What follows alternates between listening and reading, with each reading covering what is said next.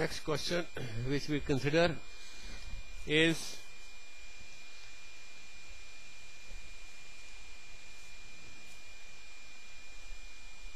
a parallel plate capacitor is made by staking n equally spaced plates connected alternately. If the capacitance between any two adjacent plates is C, then the resultant capacitance is. So you have in this case n plates.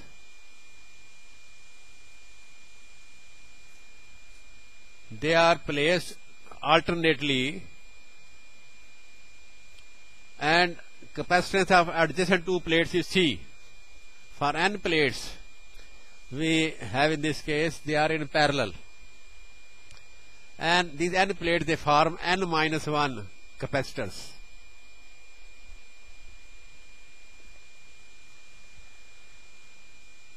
Therefore capacitance of combination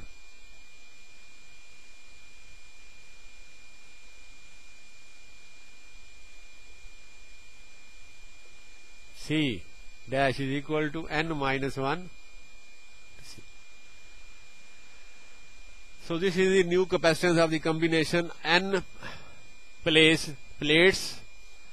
They are placed in such a way that they form n minus 1 capacitors and they are in parallel, and therefore capacity will increase to n minus 1 C. Now coming to the next question. A fully charged capacitor has a capacitance C.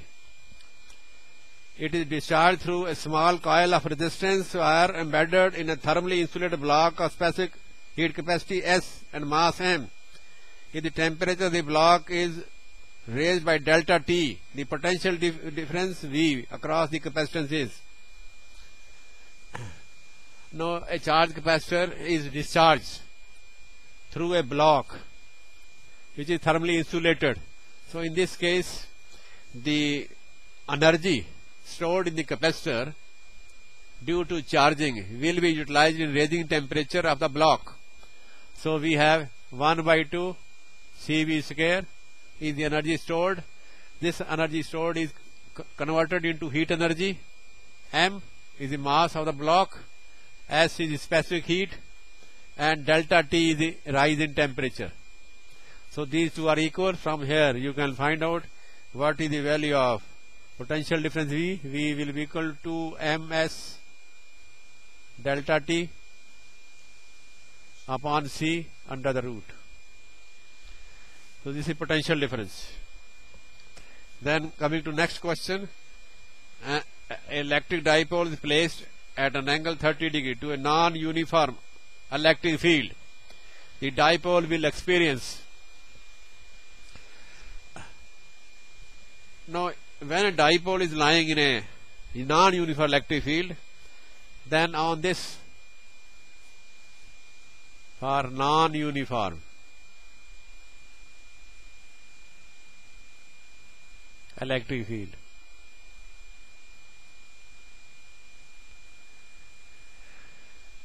the dipole will experience two things: one, torque, and second, translation force.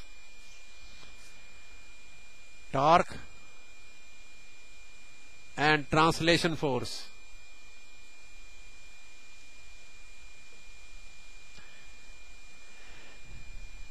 If the field is uniform, then it will experience only torque, because the two forces. So this is uniform field.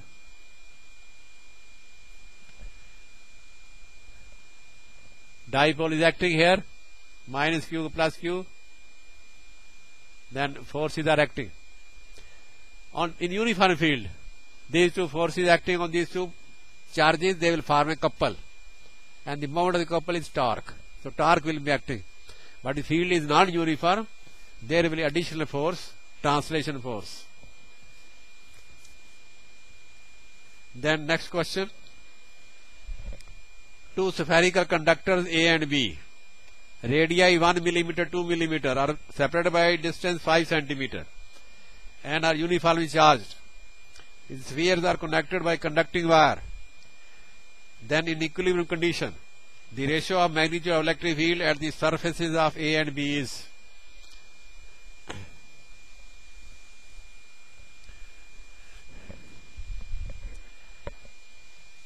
now two spherical conductors A and B charged, radii are given, they are joined by a wire.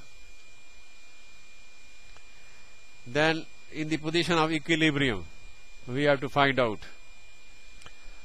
So in this case we have taken E1 is given by charge Q, because joining will have common charge Q, Q1 upon 4 pi epsilon 0 R1 E2 is equal to Q2 4 pi epsilon 0 R2 square. E1 upon E2, you have Q1 upon Q2, R2 square, R1 square. Now V common potential, Q1 upon 4 pi epsilon 0 R1 is equal to Q2 upon 4 pi epsilon 0 R2. From here Q1 upon Q2 is equal to R2 upon R1.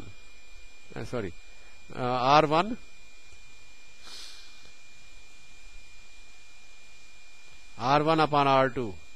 So put this value here, you will obtain E1 upon E2 is equal to R2 upon R1. So this is equal to 2 to 1. So electric field will be 2 to 1 ratio.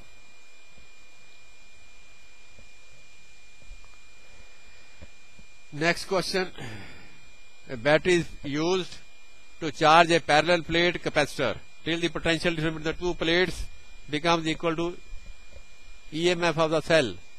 The ratio of energy stored in the capacitor and work done by the battery will be.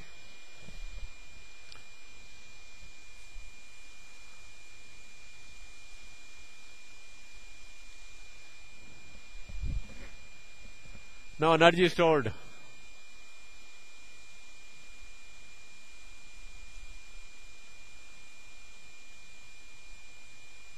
One by 2 CV square. Work done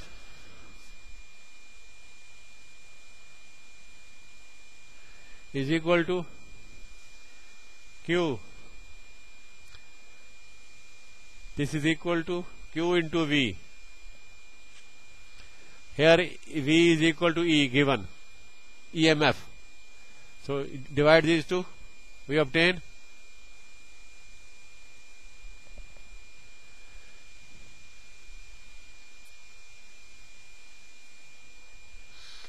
this is equal to 1 by 2 C into V divided by Q.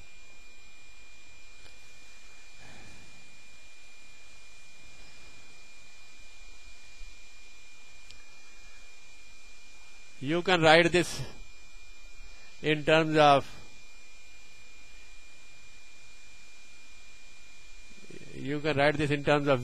Q and V. This also is equal to 1 by 2 Q into V.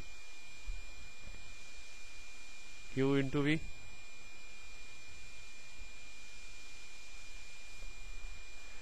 Energy stored is written in this formula or in this formula. Since Q and V is so just for cancelling, we are writing. So this ratio is 1 by 2. EMF is equal to V in this case. तो ये